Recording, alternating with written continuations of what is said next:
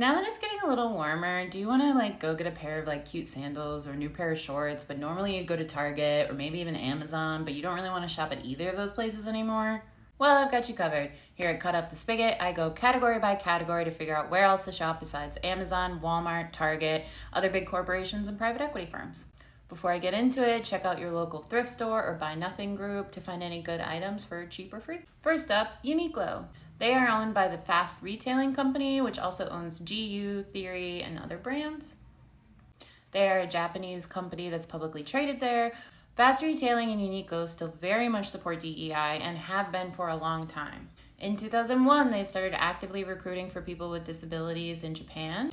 They have been working with the UN Refugee Agency since 2006, offering both clothing items donated and monetary support. And that includes in 2016, partnering with the UNRWA to provide winter clothing to Palestinian refugees. They have the RISE program, which stands for Refugee Inclusion, Supporting, and Empowerment.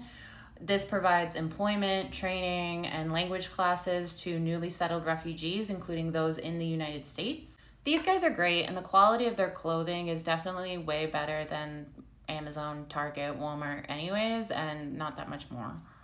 Next up, TJ Maxx and Marshalls. So I did a deep dive on these guys in another video, but they still support DEI, have a diverse executive board with 50% women, including one woman of color, and their executive chairman is a woman.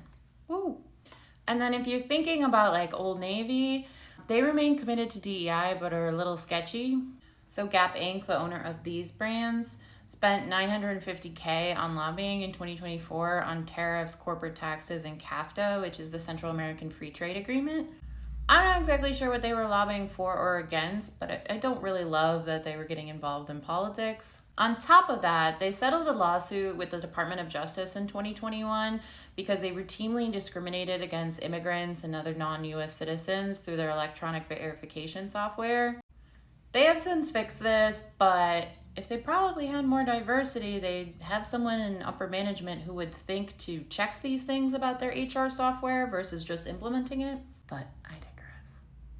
I hope that gave you some good alternatives, and if you find this information helpful, follow me at Cut Off the Spigot. I go through a new category every week to figure out where else to shop besides Amazon, Walmart, and Target.